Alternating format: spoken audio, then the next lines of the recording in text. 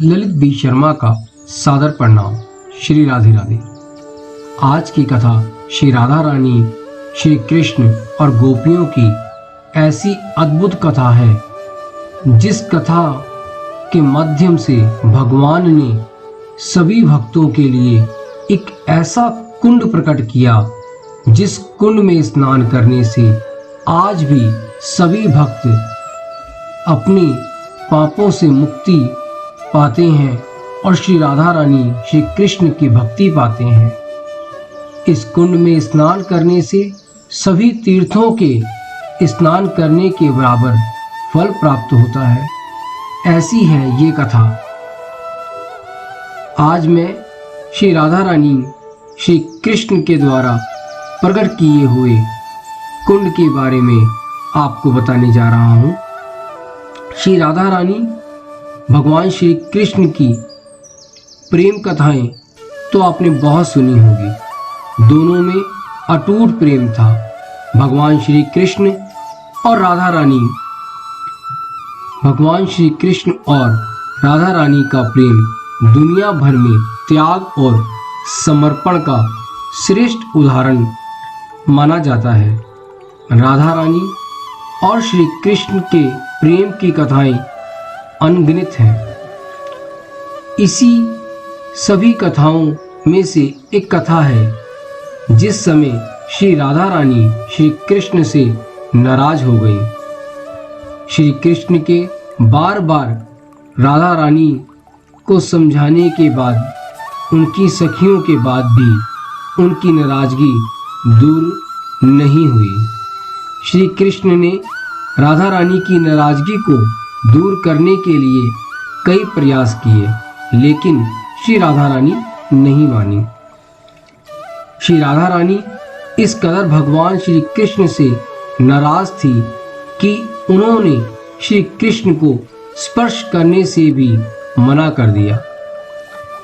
पौराणिक कथाओं के अनुसार कंस ने श्री कृष्ण को मारने के लिए अरिष्टासुर नामक एक राक्षस को गोकुल में भेजा। इस राक्षस का श्री कृष्ण ने वध कर दिया। इस बात से श्री राधा रानी श्री कृष्ण से नाराज हो गई। दरअसल ये राक्षस बैल के रूप में श्री कृष्ण का वध करने आया था। श्री राधा रानी इस बात से नाराज थी कि श्री कृष्ण गौ हत्या का पाप करके आए हैं। श्री राधा रानी इस बात से श्री कृष्ण से नाराज थी। वध करने के बाद श्री कृष्ण ने राधा रानी को स्पर्श किया। तब श्री राधा रानी ने श्री कृष्ण से कहा वे उन्हें स्पर्श ना करें, क्योंकि वह भी उनकी भागीदारी बन जाएंगी। श्री कृष्ण ने राधा को समझाया कि वे परेशान ना हो। उन्होंने कोई गौ हत्या नहीं की है, क्योंकि उन्होंने राक्षस का वध किया है जो बैल का रूप लेकर आया था।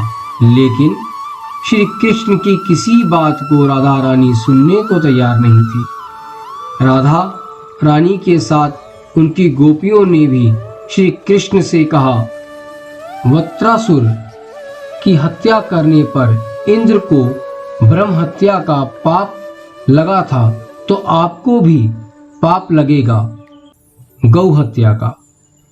जब श्री राधा रानी किसी भी सूरत में मानने को तैयार नहीं हुई, तो श्री कृष्ण ने राधा से पाप से मुक्त होने का उपाय पूछा।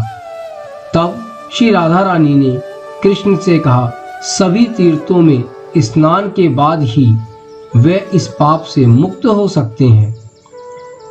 इतना सुनते ही श्री कृष्ण ने अपने पैर के अंगूठे से जमीन को दबाया और पाताल से जल निकल आया।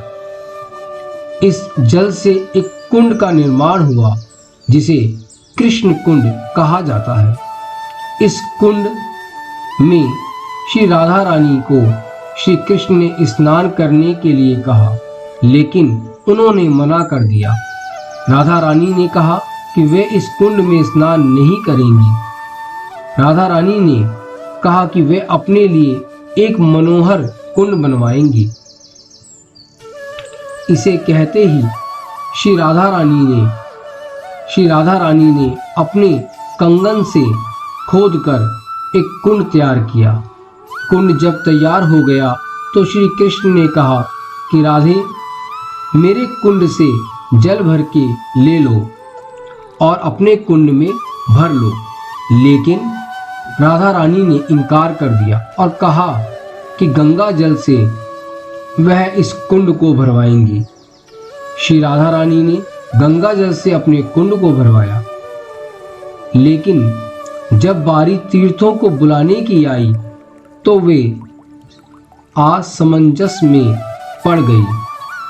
तब श्री कृष्ण के कहने पर सभी तीर्थ वहां श्री राधा रानी और कृष्ण के सामने प्रकट हो गए और राधा रानी से आज्ञा लेकर कुंड में आ गए। यह देखकर श्री राधा रानी की आंखों में आंसू आ गए और उनकी नाराजगी दूर हो गई। आज भी यह कुंड गोवर्धन में स्थित है। कृष्ण कुंड और राधा कुंड के नाम से आज भी यह गोवर्धन परिक्रमा में आता है। इतनी कृपा, इतनी रहमत श्री गोविंद ने हम सब के लिए की कि इस कुंड में स्नान करने मात्र से सभी तीर्थों के स्नान का फल प्राप्त हो जाता है और श्री राधा रानी की कृपा के पात्र बन जाते हैं हम। ऐसी हैं श्री राधा रानी, ऐसे हैं मेरे कृष्ण। जितनी भी श्री राधा रानी और कृष्ण की महिमा गाई जाए उतनी ही कम है। इन्हीं शब्दों के साथ विराम देता हूं अपनी वाणी को।